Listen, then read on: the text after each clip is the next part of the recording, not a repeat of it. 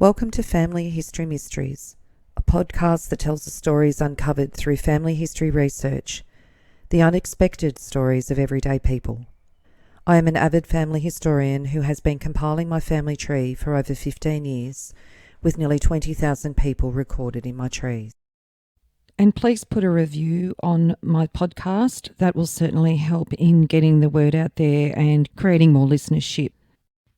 Episode 218. Katherine Starr. Warning, there's graphic information that's contained in this episode. Katherine Starr was murdered in her home at Tarrawingee in Victoria in 1933. You'll be shocked to know who her killer was. Katherine Starr, known as Kate, was the oldest surviving child of John Starr, an Irishman, and Anne Quinn. He arrived in Victoria on the 13th of January 1852 on the Clifton. He was 26, and it appears he was accompanied by a Mary Starr, who was aged 21. On the 23rd of October 1858, John married Anne Quinn at Wangaratta. The witnesses were Thomas Quinn and Daniel McAllery. John was described as a farmer from Tarrawingee. Annie was also Irish, and she came out on the 25th of May 1849 to Sydney. Her family emigrated on the Aganoria. She was only 14 when she married John Starr, but the marriage certificate says she's 16 and John 31. On the 7th of January 1868, in the Ovens and Murray Advertiser, a Beechworth paper, in the Wangaratta Police Court, John Starr was charged with arson. Thomas Quinn sworn, "I'm a farmer at Tarrawingee. I know the prisoner. He is my son-in-law. I was in Beechworth with him last Monday to get a stripping machine, and we came home together as far as Connors, and we had a dispute on the road. I was middling drunk, not very drunk, and had been making arrangements about my property. The prisoner said he had a better right to it than my children, and that he would do me an injury. I had a stack of hay on my farm containing 12 or 15 tonne. As I was getting home, I saw it blazing up. I tried to ride up, but fell off. We were friendly at Beechworth together, and it was on the road at the Coach and Horses, 11 or 12 miles away from my house, that he first said he would injure me for what I had done. The prisoner went on ahead from me from Connors. I saw no one near the stack. The stack was all burnt. My daughter overtook me at Batley's and was with me at Connors. I saw the prisoner walk past the fire with Constable Shoebridge. I cannot say how long after I first saw the fire. My daughter I speak of is a single girl, Mary Quinn. Mary Quinn sworn, I live with my father.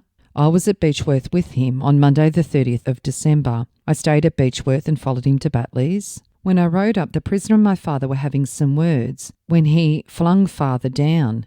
We rode in company to Connors, and then the prisoner went on in front, and father and I rode home. He was drunk. When we got past the corner of Southern's Lane, we saw the fire, and I thought it was the house. We found it was the stack burning at the end furthest from the road. We were about a quarter of a mile away when I first saw it. I was leading father's horse, but let go and rode down, and it got away a dray. Then I rode down as hard as I could to Starr's house. I saw him running from out of some bushes to the corner of his own yard. The stripper he drove down was standing in his yard. I saw no one else about the place or near the fire except the prisoner. I said to him, "John Starr, you wretch, I saw you." He did not speak then, but as I returned around the corner, he said, "What's up and what's the matter?" He could see the stack plainly from where he stood. This was at 10 o'clock at night. It was after sundown when we left Connors, and I think it would take us an hour to get to where I saw the fire from. I had no further conversation with Starr. I went and got assistance, but there was only our own farm between Starr's and where the stack stood. The stack was about a quarter of a mile from Starr's house. He was about 15 yards away from his house when he ran out of the bushes onto the road. My horse hoofs would make some noise. I only stopped to help two men to move the cart and then rode on. Frederick Bennett, a fencer living at Tarrawingee, said on Monday the 30th of December I was at Quinn's reaping all day. Martin and I were sitting after supper. We heard a noise as if at the slip rail, and we thought it was Mary Quinn coming home. We looked out and saw the blaze and said, "Good God, Martin, the stack is on fire." We ran out, I to the fire and Martin with water. I knocked it down at first with a broom, but it got our head then. Mary came and we pulled away the dray. Then Martin and I pulled down the stack with assistance, but it was of no use, so we saved the house, which was 7 yards away from the stack. The fire was lighted at the far end of the stack, about 3 feet up from the ground. We saw no one about the stack that evening. Edward Shoebridge said, "I am a constable stationed at Tarrawingee, and from information received, I went to Starr's house on the night of the 30th and arrested him for setting fire to Quinn's stack. He said he knew nothing about it. He said he came out of the scrub close by the house, which he pointed out about 20 yards from the house, and he said he would wait on Mary Quinn for saying he burnt the stack. The prisoner's house is 600 yards from the stack. He could see the stack from where his house stands." The prisoner was committed to take his trial at the next Beechworth Circuit Court, and bail allowed in 2 sureties of £50 each.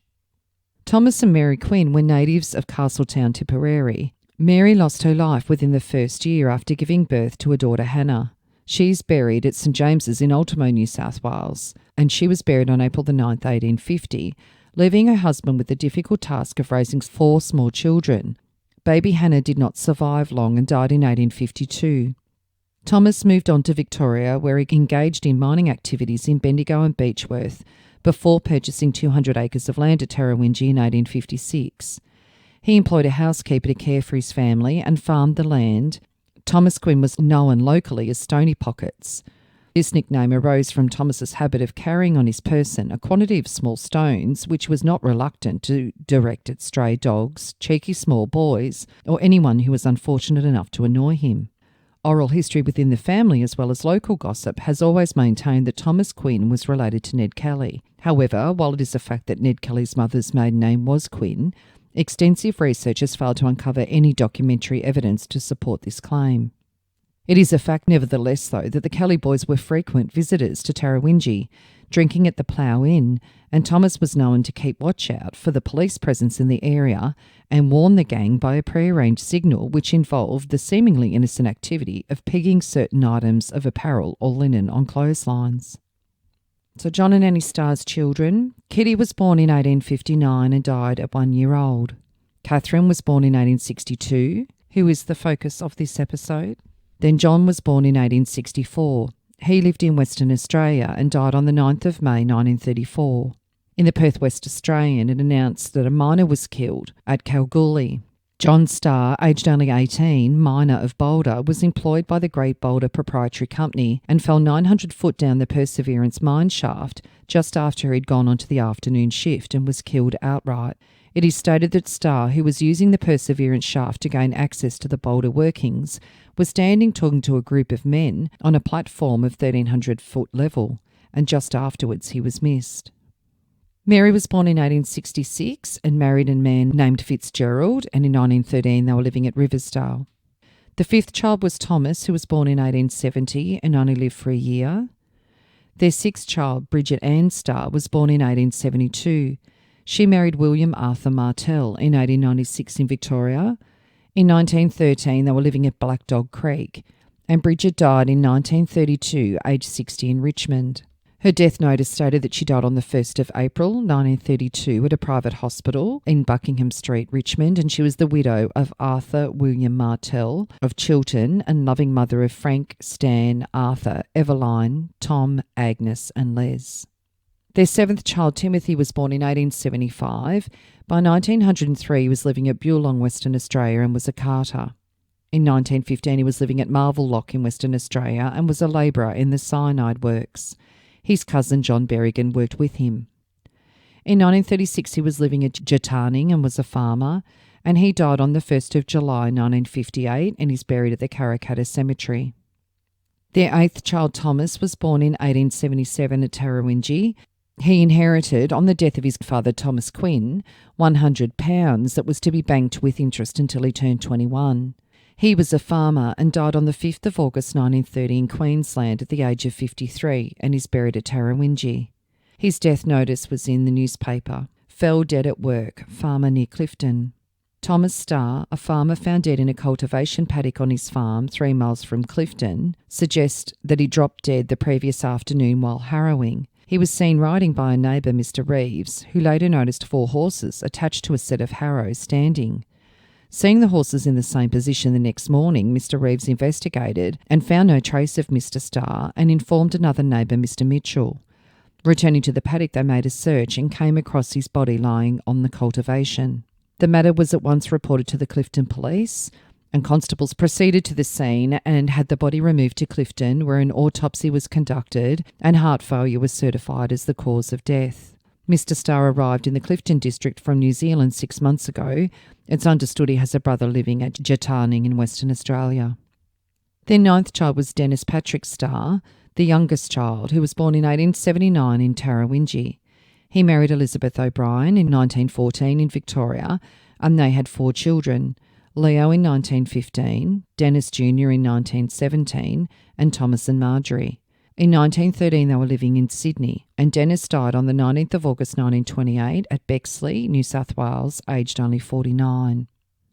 Their father, John Starr, died in April 1886 when their youngest child was only 6. In his last will and testament, made at Tarrawingee on the 15th day of April 1886, I bequeath my dear wife and youngest son the homestead paddock of 40 acres.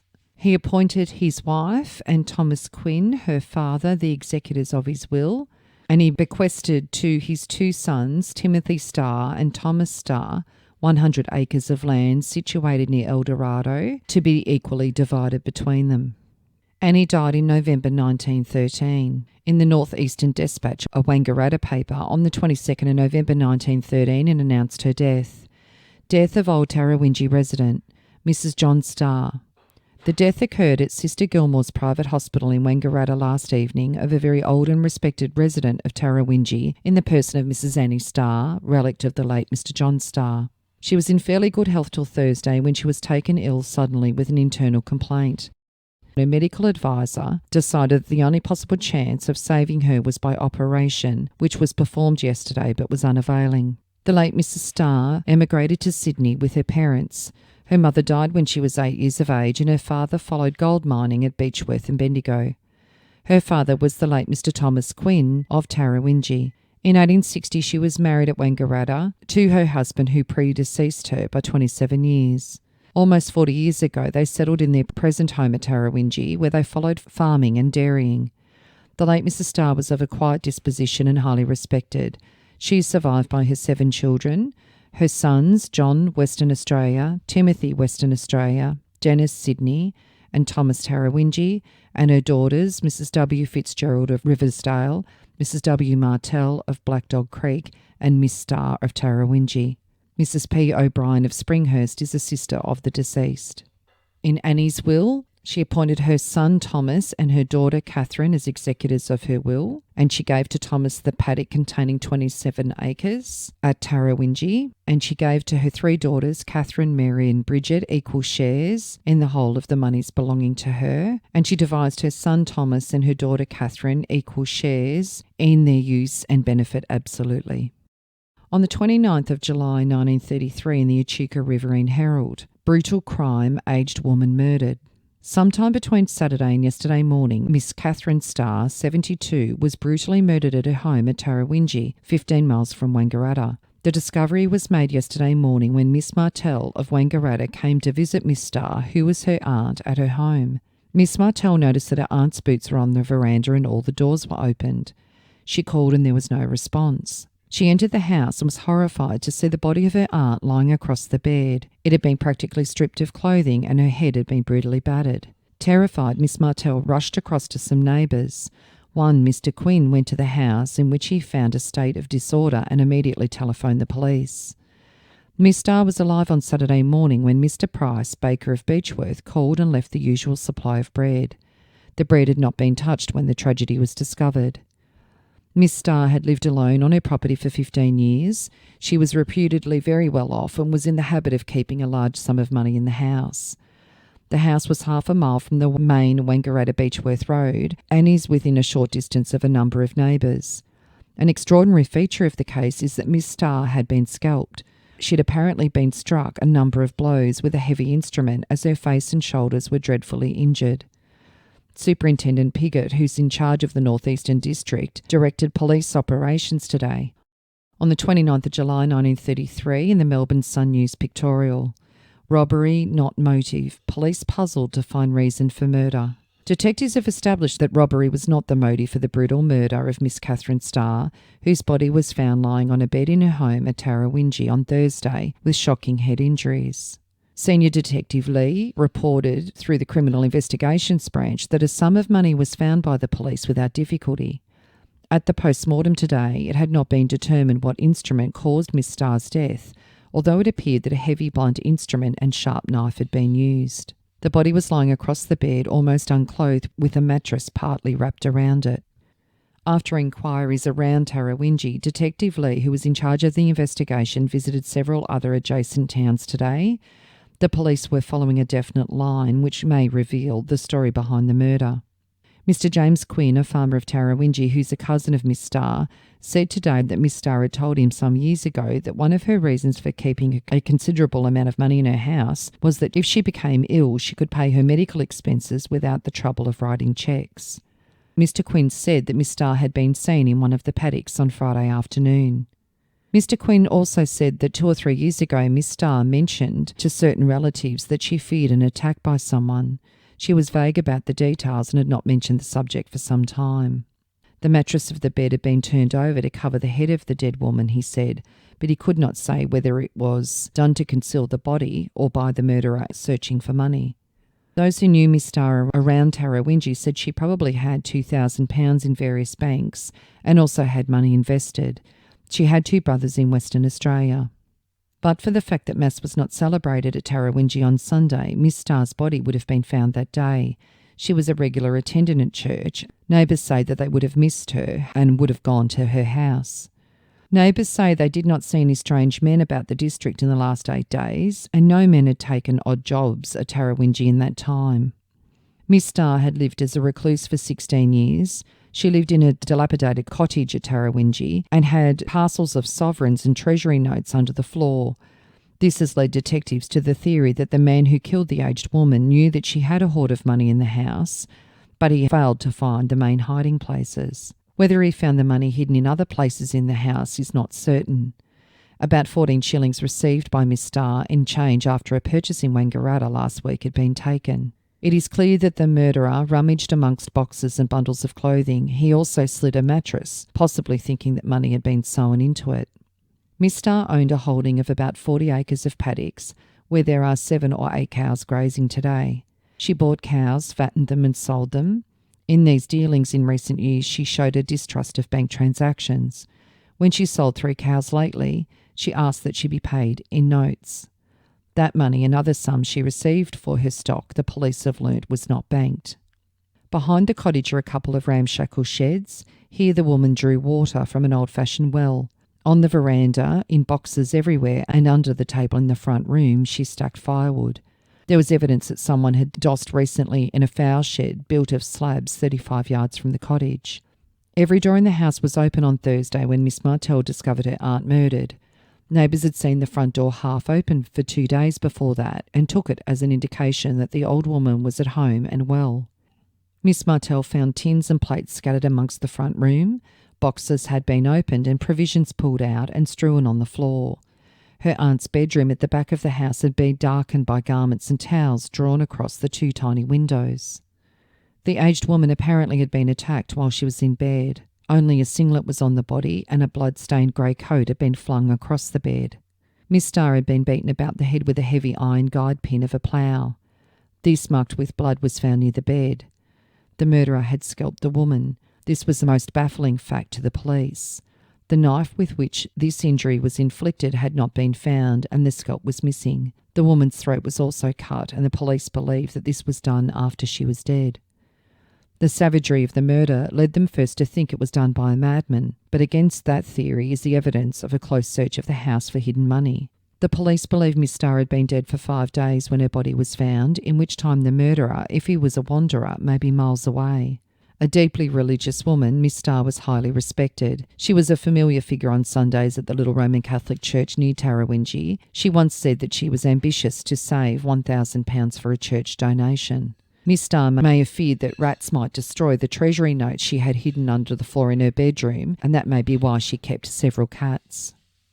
Each day she walked around and counted her cattle. Several bank deposit slips had been found, as well as more than £50 in gold and notes. A portion of the house was kept padlocked and barricaded with sheets of iron. She'd often expressed a wish to neighbours that she would be found dead in the house sooner rather than leave it. Miss Starr was in a habit of visiting neighbouring places for a midday dinner, and near neighbours did not attach any importance to her not being about the house. She was rarely visited by anybody. And then another article in the Melbourne Herald. 3 different theories have been examined by detectives investigating the murder of Miss Katherine Starr, a recluse who was found battered to death in her little cottage in Tarrawingee last week. The first was that she'd been killed by someone who held a grudge against her. The second was that same person, possibly a stranger in the district, had heard she kept hidden hoards of money about her cottage and struck her down when she surprised him in a robbery. The third was that Miss Starr had been a victim of a maniacal killer who stalked women that were unprotected and attacked her savagely with a bludgeon and a knife. Nothing has been found to support the theory of a grudge. The supposition was prompted by statements of people living in the district when mentioned that about 2 years ago, Miss Starr had spoken of a threat and expressed a fear that someday she might be attacked. As her cottage was more than a mile from the nearest neighbour, in a lonely back road and surrounded by trees, detectives considered that an enemy waited. Lately, Miss Starr worked her property without help. Every morning she milked 12 cows amongst 50 head of stock which she pastured. Feeling her advanced years, she decided some time ago to have her cows milked on a share system. She hardly ever cooked a real meal for herself. Mostly she lived on tea and bread and butter. The police found many indications to support the theory that the crime was committed by a maniac.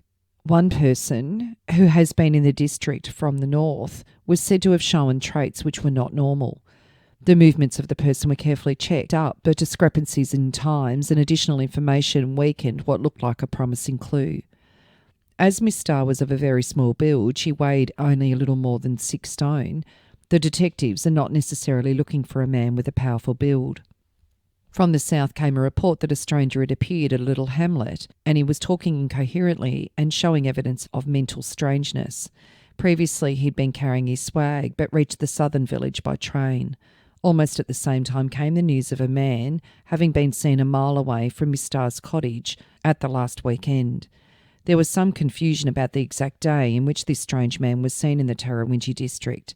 This stranger and one from the south have been questioned about their movements. Their stories did not enable the police to decide that either was in the Tarrawingee district on the Friday night, July 23rd, the night the woman was killed.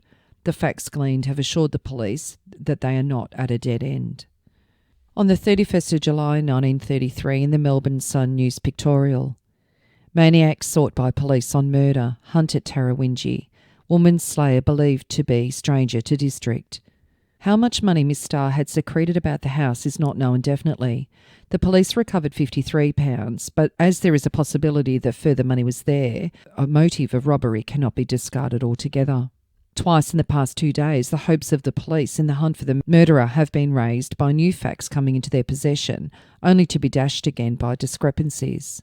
The fixing by a doctor of the time at which Miss Starr was murdered was Friday night, and this had disturbed the theory which Detective Lee had examined closely. The theory had been in relation to movements of a person later than Friday night. A post-mortem examination showed that the aged woman had died from a fractured skull. In support of the robbery theory, it was learnt that Miss Starr frequently saved large sums of money before banking, and these were stored in jars. And then on the 1st of August 1933 in the Benalla Standard, it says the crime has stirred the whole district, as Miss Starr was very well known, being a native of Tarrawingee. She was the daughter of Mr. and Mrs. John Starr of Tarrawingee, and 2 brothers, Timothy and Michael, reside in Western Australia, and one sister, Mrs. Fitzgerald, lives in Sydney. The funeral took place at Tarrawingee on Saturday afternoon. Katherine Starr had a will.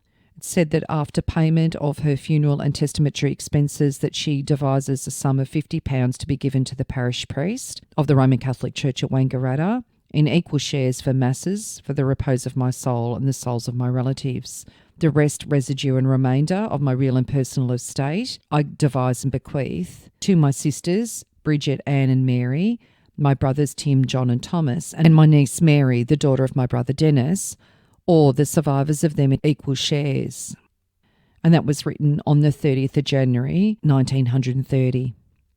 On the 2nd of August 1933 in the Melbourne Herald, Leo Alphonse Starr, 18 years old, was charged in the Wangaratta court today with having on or about the 23rd of July murdered Katherine Starr, 72, at Tarrawingee.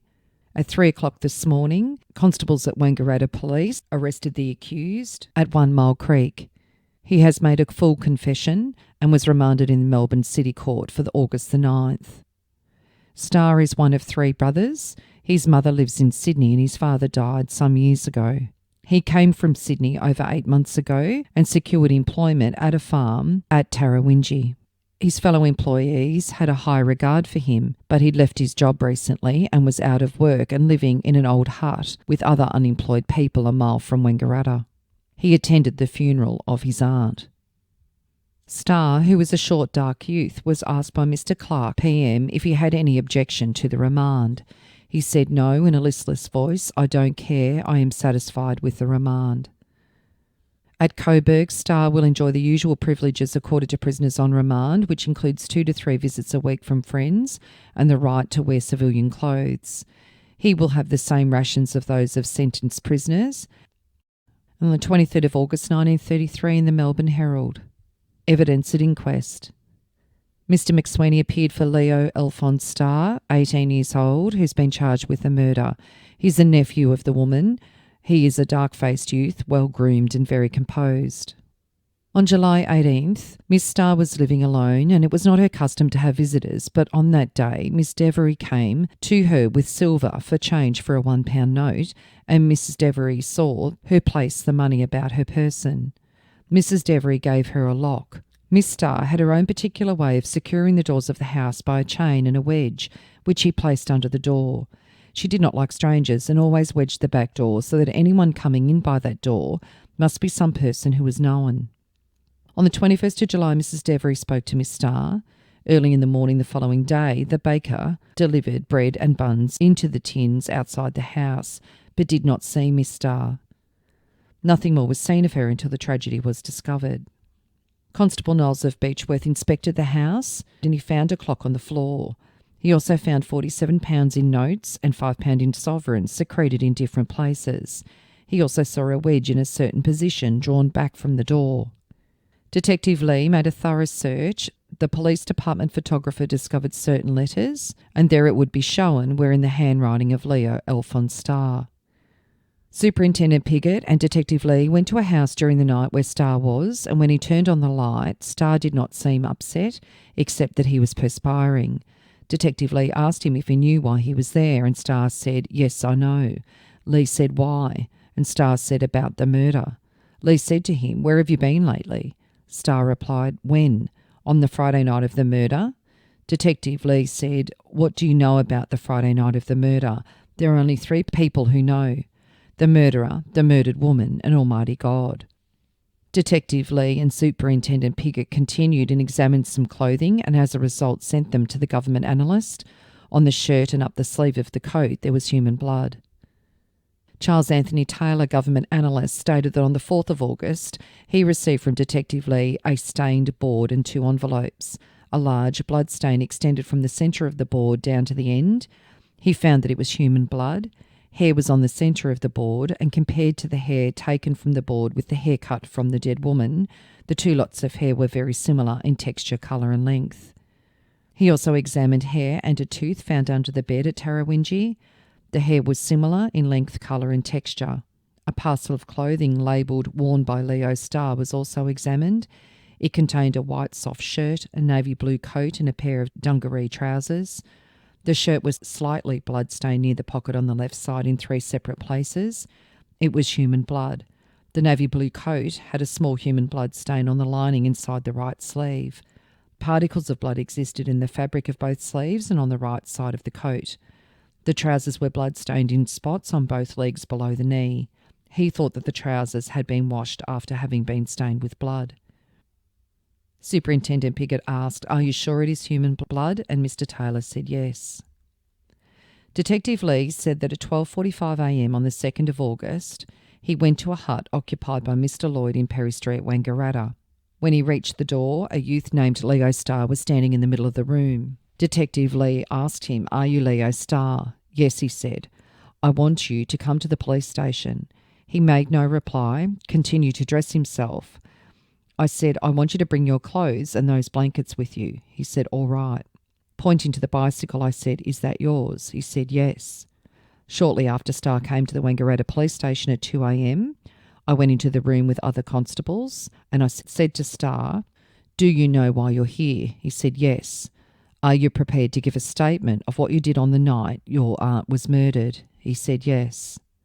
He commenced to make his statement and he started with the date. He said, on Friday, the 21st of July. And the detective interrupted and said to Starr, who told you the murder was on the 21st of July? There is no one on earth that knows that, only the person who committed it. Starr made no reply.